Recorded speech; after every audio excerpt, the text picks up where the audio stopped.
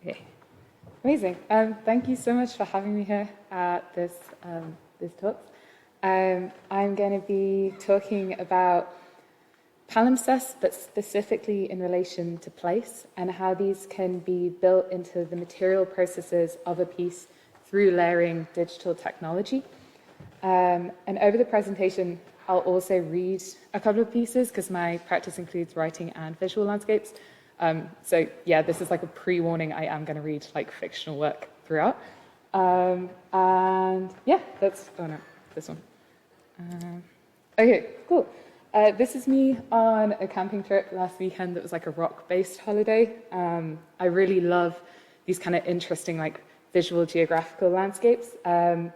I studied in Leeds College of Art and Manchester School of Art, and then most recently at IADT in Dunleary, which is where I still work. I teach on the BA there, and then I also work in the digital fabrication lab with students, which is just, it's amazing. And so some of that comes into my work as well, some of that machinery, which I'll talk about in a bit. I'm also currently an artist in residence with the Data Stories project at Maynooth University, and I'm just starting on a project mapping the Drummer Water catchment area up in Monaghan, like building a 3D scale model for that. Originally, I'm from Cumbria, which is a county, a really rural county in the northwest of England. It's like outside of the county, it's really known for being like very beautiful. The kind of the mountains and lakes are what gets like externally promoted, but actually it contains really complex overlayering of like industry, but then like very specific like nuclear industry. Like that's where they build all the nuclear submarines. But all of this happens kind of out of sight around the like south and the west coast of the county. So kind of from growing up there, I was really interested in these sort of like layered landscapes. Okay, so the work I'm sharing with you today all in some way approaches the idea of like palimpsests. And a palimpsest can refer to an object that bears visible traces of its earlier form, such as like a manuscript written over in like these successive layers, which is kind of where the term originally came from. I first encountered the idea of being applied to place whilst researching for an essay on the moment that like places become unfamiliar. And as part of that, I was reading Janet Donahoe's Remembering Places, a phenomenological study of the relationship between memory and place. I'm just going to read a short paragraph from that now. So, place, memory, and body function as palimpsests, written upon repeatedly from differing perspectives at different moments with different salient themes and values layered one upon the other. Some of those layers can be uncovered and viewed again from new perspectives, whilst others are forever covered over or erased. Some make themselves felt without being able to be fully uncovered, whilst others are glaringly obvious.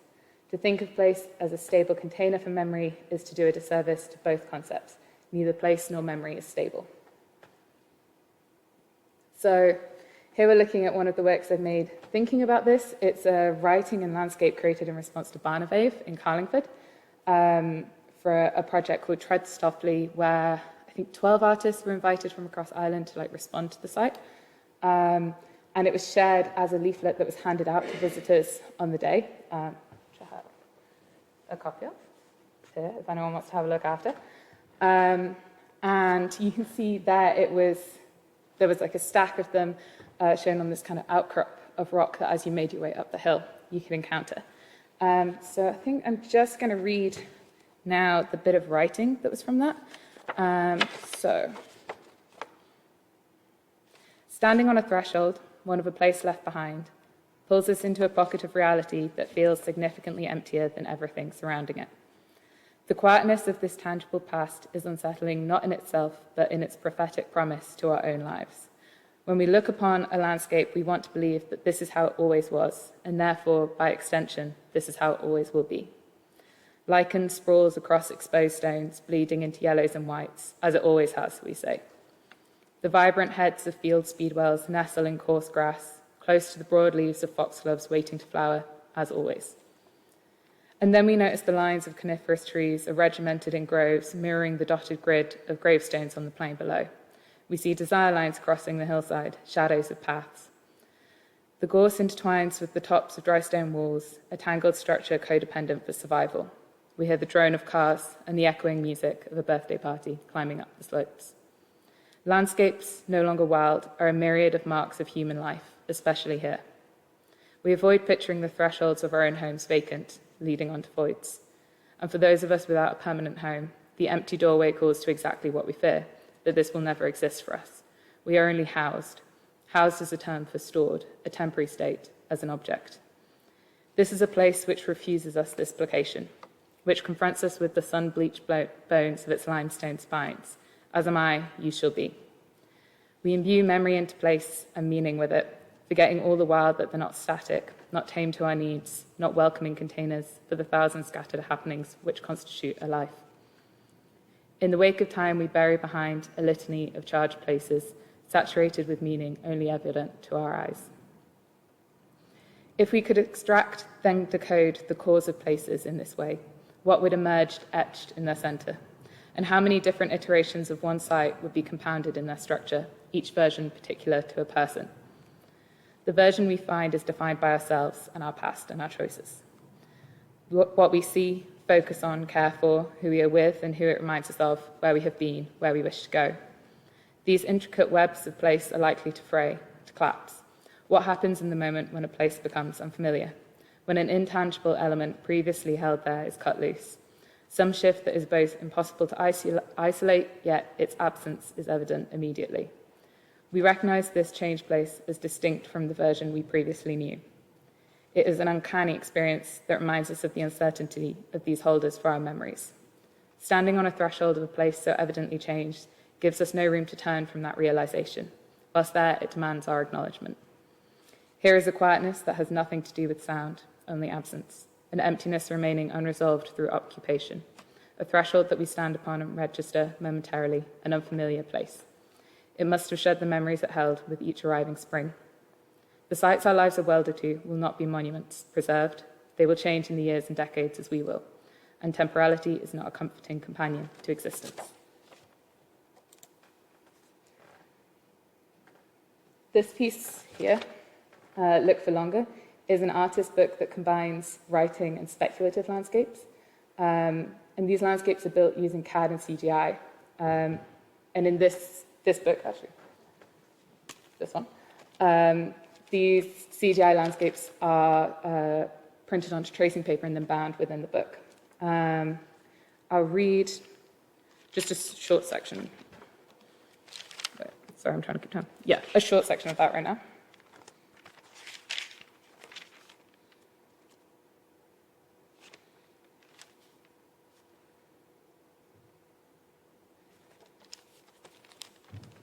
So you start with this.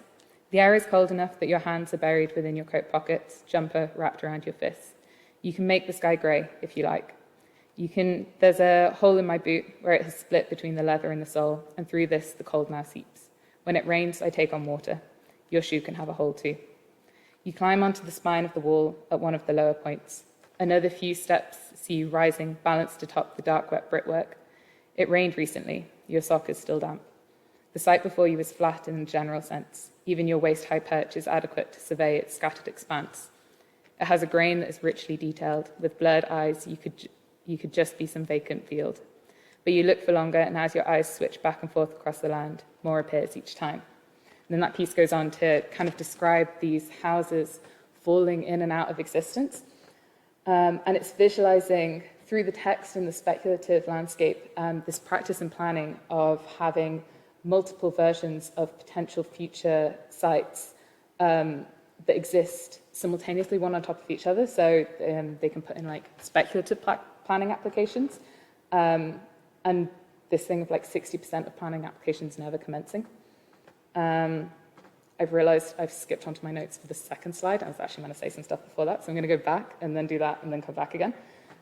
So this piece is also about housing, looking at it in a different way to the previous one. What it means to have like a threshold and a home, and but like specifically more through this planning focus.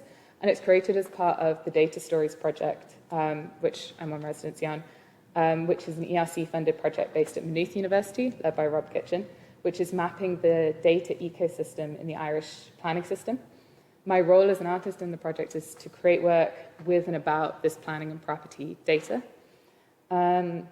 I specifically joined the project because I'm interested in how like speculative narrative in both like written and visual work offers new access points into the data itself and the current research and critical data studies on housing and planning. Okay, now we're back to where we should be. Sorry about that. So these landscapes intentionally use CGI to look unreal, not attempting to imitate like lifelikeness or believability. So initially when I was making them, I was starting using like quite a traditional like square or rectangle like pictorial frame, like I was filling that whole frame as an image. And then more and more have moved away from that, so these structures just start like floating in space. So like in these ones here, we see like these wire fences that kind of like drape, or houses that are like propped up like old film sets. And then I'm like constantly in debate of how much of this process of creating these landscapes to share with audiences when they encounter the work. So, you know, how much to have in the material description or the like description about the piece. And right now, I'm usually veering towards less information. I like that by providing less than how they're going to be made, it can make you question that process more, like what surface you're looking at. These, I would say, do specifically look CGI. Like, I think most people could look at them and recognize that that has, if not been created through like a Photoshop montage, is CGI.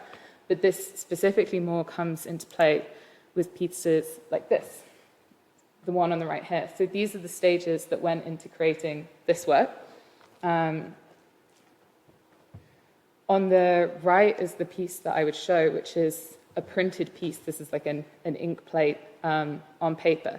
But when you look at the surface of this, you can see both wood grain and like pixels, which I find really exciting to exist together in the same place. And you're looking at something where you're like, this can't be hand etched, like because of the detail of it, unless you're like, but obviously there are printmakers who can do that who are incredible. I can't hand etch this. And so you're looking at this thing that you're like, the surface of it contains all these layers. So to create that piece on the right, I start with the CAD and CGI landscape on the left. So I actually have like this alternative history. For 9 years, I worked as a furniture designer in CAD. So that's where I got all of that like skill set. And so then I build the landscapes using that, render them, and then etch them using a laser etcher into plywood. And that's where you get this wood grain appear. And it's amazing, the surface of the ply, the depth you go into it is like less than 1 millimeter, and you can roll ink onto it and print it out, and you get the level of detail in it. But it doesn't look, it's one of those things where you really have to trust the process because it just doesn't look like it's going to do that. And so the machine in the left-hand corner is what I would support students on in the workshop as well. And I'm really interested in when like digital technologies can be used in a way where they're layered over each other and they're not immediately discernible with the end image or the end work that you're showing. And like from like a time perspective, these are kind of working back the earliest part of the process is like current digital technologies of like CGI and CAD, and then laser etching, which kind of existed from the 80s onwards, I think, 70s or 80s, and then back to printing, which is obviously a much older, like digital, an older technology, not digital technology. So I'm interested in the piece moving through that process as well. Okay. So in having this surface to it, I feel like then the material aspect of the work, the material of the work, is speaking to this idea of palimpsests again. And also there's like, in a way it's like cyclical, because the term of palimpsest originally coming from like pages and paper that is overlaid and obscured, then finding it through place and then through work about place, applying it back to paper, I thought was kind of a nice circle for it to go on. So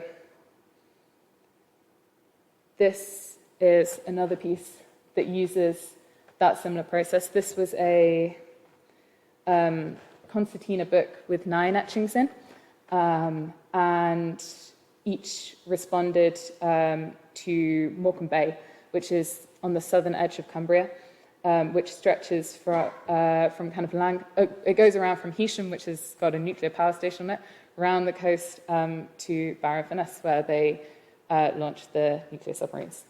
And it's a really fascinating landscape because the bay is like mud flats, and the tide comes in these kind of rivulets. So I'm most excited for pieces which layer digital technology in this way. Like I feel like this is a more successful piece for me. Like I prefer it to the pieces, to how the landscapes look in this just being CGI that is printed. I'm more interested by these ones, I think. And this like individual layers being impossible to written apart and like written upon repeatedly, which is that thing from the Palimpsests again. I'm also, I don't know, I'm not sure if it's digital art. Like I don't know if I would class this piece when it gets to this endpoint as like a digital artwork. I feel like it could be up to debate how you wanted to frame it. I don't think I would at this point, because then I also, as I was saying before about like how much to include, I like not including that digital part of the process in how it's made and having that open to question. Then I'll share a final slide of work. So this, on the left here, these are etchings of landscapes into black paper. So with the machine, you can literally etch into the surface of paper. So it's taking off like fractions of millimeters. And at this point, I feel like I'm obsessed with black paper because they all go like different color ranges. So you get really disappointing ones that just go like, nothing happens. Some go green, some go silver, but you get these actually really cheap black papers that go sepia. And I really like that. Like it's got some kind of it's very hard to see in this. They have an interesting tone to them. So these were a development of that previous piece, again about Morecambe Bay, that is part of this piece, Sinking in Slow Motion, which is a speculative narrative about the day that a final submarine is launched from the peninsula. And the book, I have the book here. Again, if anyone wants to look after, you're welcome to look. So the book is also made using like laser etching. It has a laser etched cover into grey board. And also it has, sorry, I'm really proud of this. It has a spine that's like a concertina. So it doesn't have like a hard bound spine. It makes it really hard to read because it just like flops all over the place. But it's like really, I don't know, I was really excited about it because it's kind of like quite like a musical instrument, and you have to like cradle it in the palm of your hand to read it. So your hand becomes the spine of the book. For this one, I feel like the visual landscapes work in that palimpsest way of the material aspect of them, and then in terms of the thinking that's going into each of the landscape, what they're pulled from. But then the writing, I wanted to, approaching something like the last nuclear submarine to be launched is like a potentially quite, it's obviously like a political subject, but it's also really interesting to look at it from the perspectives of like from ethics and from employment and all of these things that affect the area. So I wanted the book to have lots of different characters all dealing with this in their own ways. How much time have I got left? Okay, amazing. So it was read as a performance in Barrow in collaboration with another artist who did live mixed sound. And we wired, you can see it in the picture there, just vaguely. There was wires coming off the spine of the book. So the reason the concertina is this big is we put contact mics within the spine of the book. So then as you were reading it and holding it, that audio, like that touch was picked up and like amplified into the space, which technically makes it an ebook. I thought that was really funny. She did not think it was funny, so I think I had to like drop that. So then the etched landscapes went in the space when we performed it, but we had these projections in the middle. We sat around in the circle and we had, we read the piece and we had breaks where the sound came through. So then after the performance, that sound was then taken to the exhibition space where we had these landscapes so you could listen to it and see the landscapes. And with these, I love having to figure things out. So whether it's in my own work, like figuring things out through the processes in that, or in the work encountered by others, I like having that, like leaving it open to have this space when you're interacting with this piece to like firstly figure out what it means to you, but also then like how it's made can also be questioned. Giving people like space to have their own theories and observations about it, and where like many things can exist at once, some of them visible and some not, from different perspectives, which is those key themes of the palimpsest. So yeah, that's everything. Thank you so much for listening.